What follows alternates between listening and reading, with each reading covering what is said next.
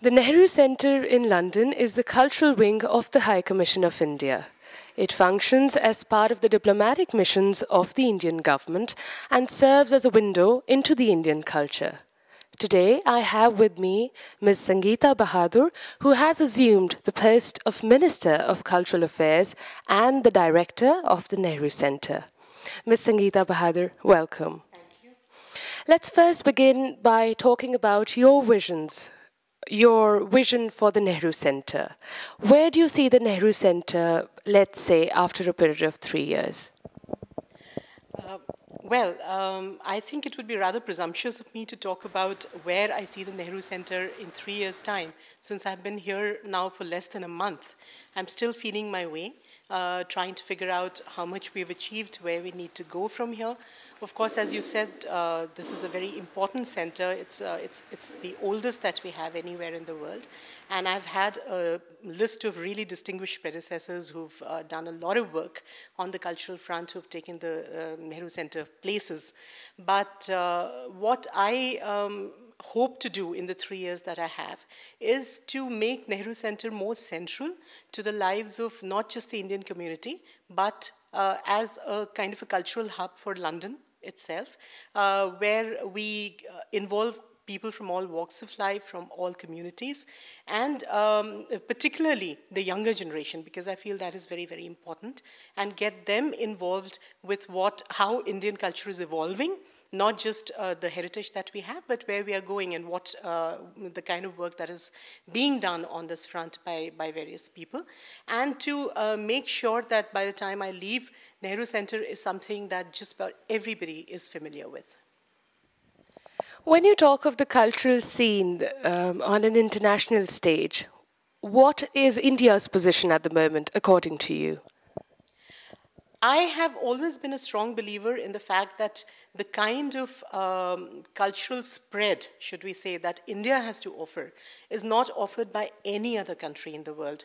There are many others who have an equally glorious tradition, history, and who have done a lot in the field of culture over the centuries, over the millennia.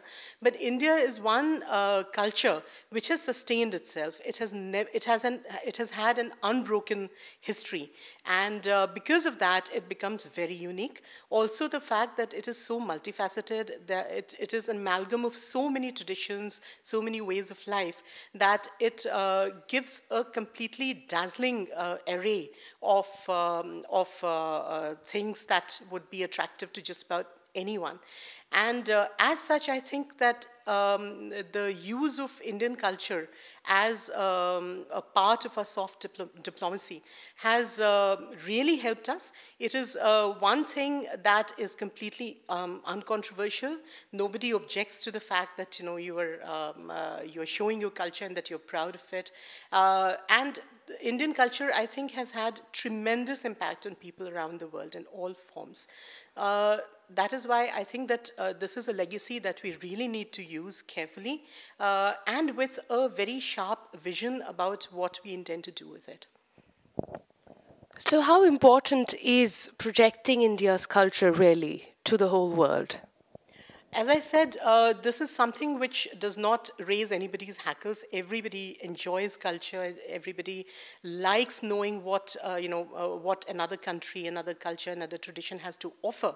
And therefore, it becomes easy for us to portray India through its culture, rather than, of course, there are so many other traditional fields of diplomacy which have been utilized in the past, whether it is political, whether it's economic, commercial, but culture is something that we've always had. It's just that we've never really utilized it in a focused way. And now I think that we have woken up to the possibilities that are offered by cultural diplomacy. It has become one of the major weapons in the arsenal of India's diplomacy.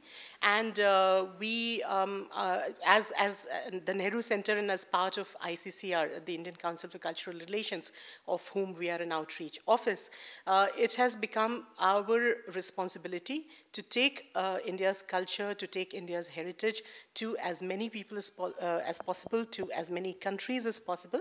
And that is one of the objectives that the Nehru Center has been following and will be following in the years to come.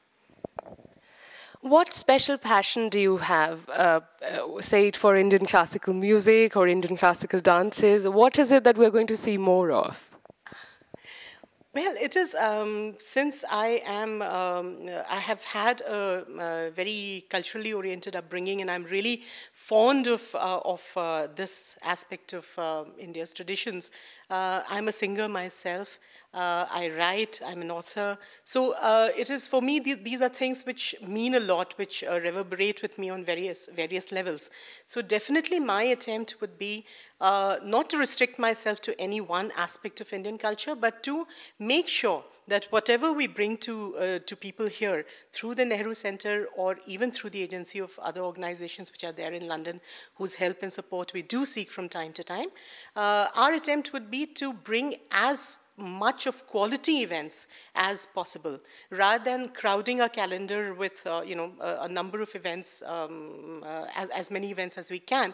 I'd rather concentrate on how good they are. Try and really bring quality stuff from India and use artists and playwrights, etc., who are based in London, maybe even based in Europe, if possible, if they're passing by, to try and bring them to our stage here, try to get the people here acquainted with the best of what India has to offer on the cultural front.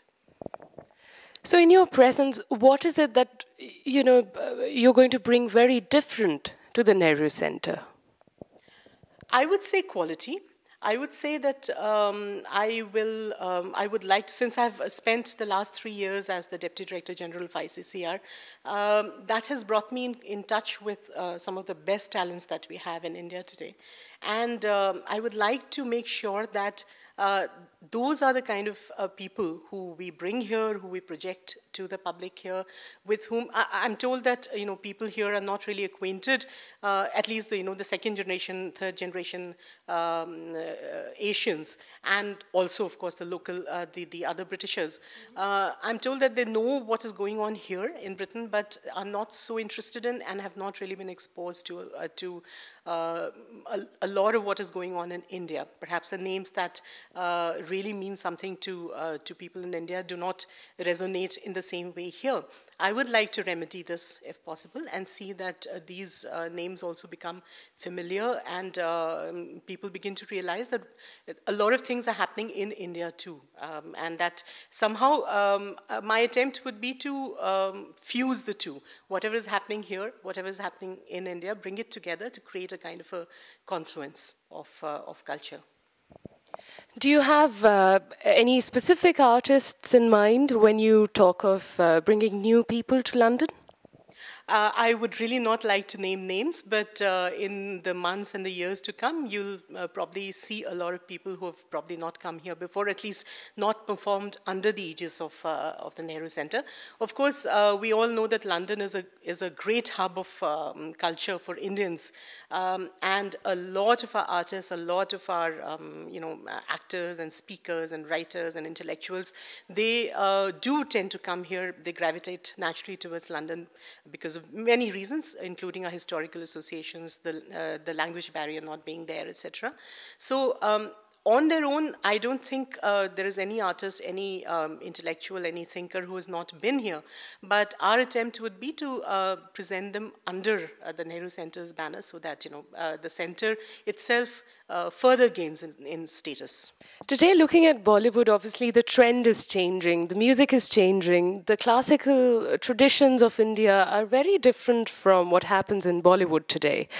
What opinion do you have on that, and what views do you have on that? Do you think India's real culture is still hidden, or it is not coming in front of the world? What do you think about that? I don't think that's true at all. I think we have done a lot of work to project India's what is called real culture. Of course, it's a matter of interpretation what you really regard as real. Because in many ways, Bollywood also reflects India's real culture. It reflects the popular culture, what people understand, what people appreciate, what people like.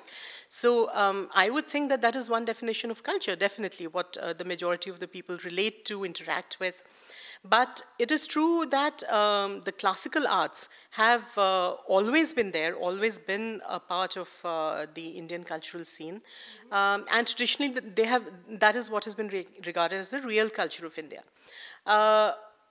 It has always been being classical. The word itself means, it has a niche audience, because not everybody can relate unless you're trained in those arts. It's a little difficult for you to appreciate it. But we have tried to project it. We have our classical dancers, musicians have been all over the world, and they've received a great deal of appreciation. They're household names in a lot of countries now. So I would not say that India's culture has really remained hidden. The only thing perhaps which still needs to be brought out a little more are perhaps the folk arts, which although we do try and take them out as much as we can through government sponsorship.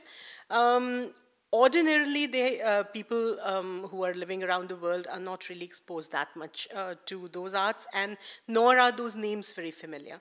So that is the only aspect, I would say, which, if you want to call it hidden, it is a little hidden.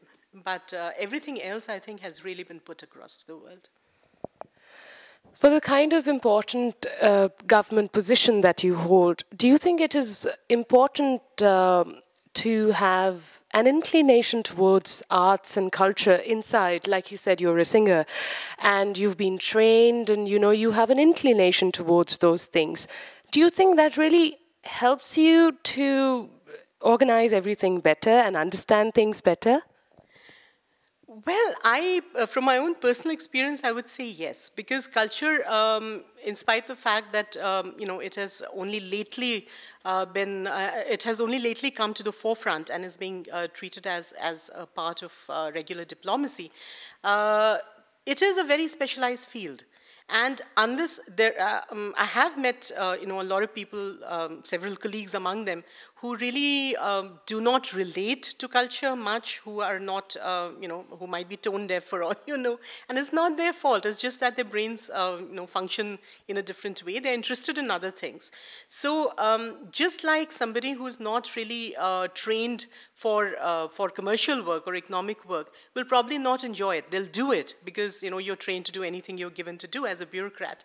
But if you have a special feel for that particular field of work, obviously it helps, because then you can actually appreciate what you're doing, you can relate to what you're doing, and it makes a difference to yourself. And that is, I think, very, very important to enable you to perform your duties, your responsibilities in the best possible way. Ms. Sangeeta, it's been a pleasure speaking to you. Thank you very much.